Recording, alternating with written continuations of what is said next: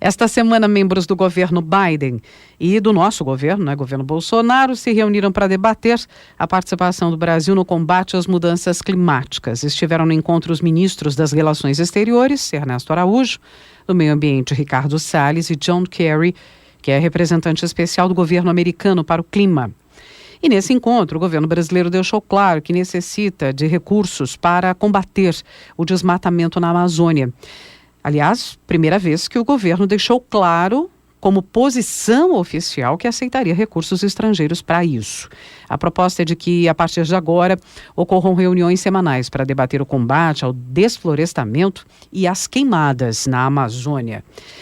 Bom, para entender melhor essa agenda climática, nós vamos conversar, como fazemos sempre às sextas-feiras aqui, com o professor Pedro Luiz Cortes, professor da ECA, da Escola de Comunicações e Artes, e do Programa de Pós-Graduação em Ciência Ambiental do IEE, no Instituto de Energia e Ambiente. Bom dia, professor. Bom dia, Roxane, bom dia, ouvintes. É um prazer falar com vocês. Muito legal a gente retomar o bate-papo aqui às sextas-feiras.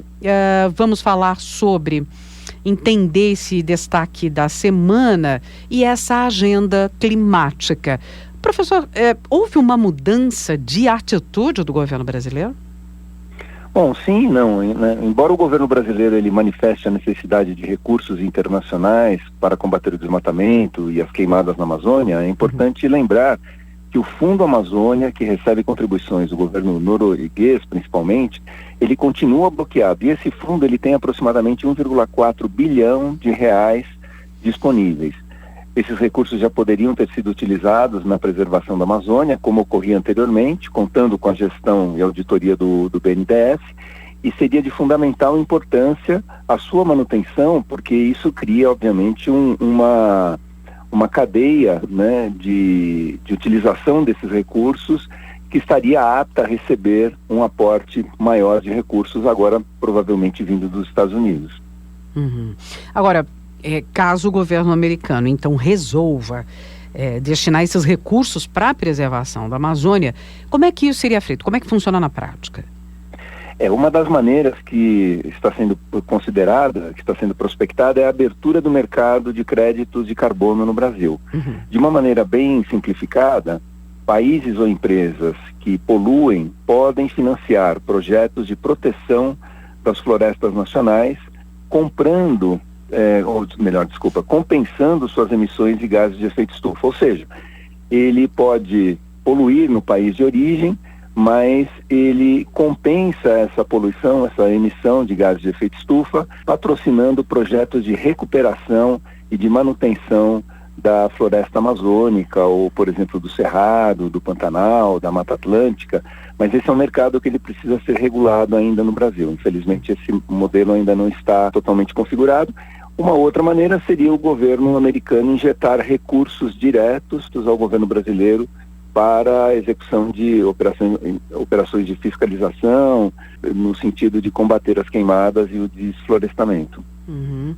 Agora, o ano passado a gente acompanhou, falou demais sobre isso aqui, os dados, as notícias, os números foram muito ruins, né? Tanto em relação às queimadas quanto desmatamento. Esses recursos, vamos falar desse ano agora, chegariam em tempo de reverter as queimadas, esses problemas ainda este ano? Olha, Roxane, infelizmente não. Embora existam propostas e estudos para a regularização do mercado de créditos de carbono no Brasil, esse processo ele tende a ser muito demorado.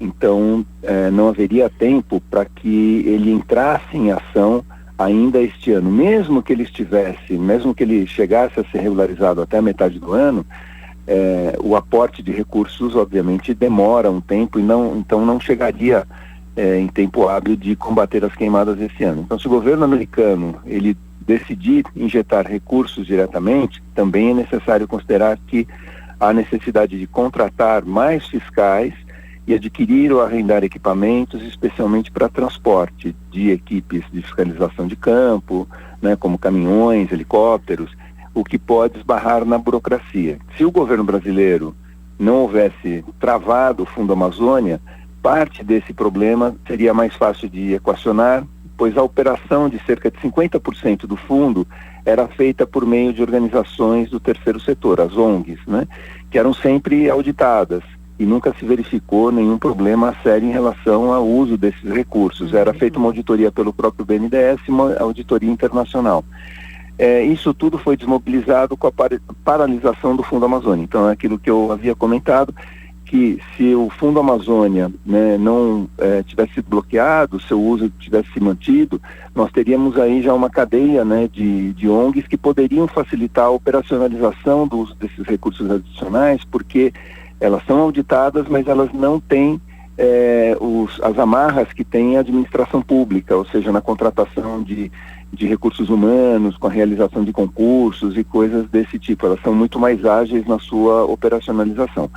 O que joga um pouco a favor esse ano de uma redução das queimadas é que nós estamos passando por um Laninha, e o Laninha faz com que haja uma maior concentração de chuvas na região norte do Brasil. Então, a tendência é que a floresta esse ano fique um pouco mais úmida e isso dificultaria um pouco a propagação de incêndios, mas não por uma ação direta do governo, ou seja, se houver uma redução nas queimadas, isso não é por uma ação direta do governo ou aumento da fiscalização.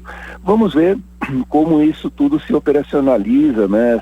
Essa primeira agenda aí, como ela evolui, porque até então a única pessoa do alto staff do governo que vinha tentando negociar com o governo americano, né, essas questões de desmatamento, era o vice-presidente Hamilton Mourão. Agora parece que realmente há uma intenção do governo brasileiro em negociar, mas vamos ver como tudo isso evolui. Vamos acompanhar. Professor Pedro Luiz Cortes, professor da ECA e do programa de pós-graduação do IEE, sempre com a gente aqui às sextas. Você pode conferir todas essas nossas conversas semanais. Já passamos de 100, né? Faz tempo, né, professor? Nossa, essa coluna é a número 178. Nossa, 178, professor que está com a gente desde o iniciozinho do Jornal da USP.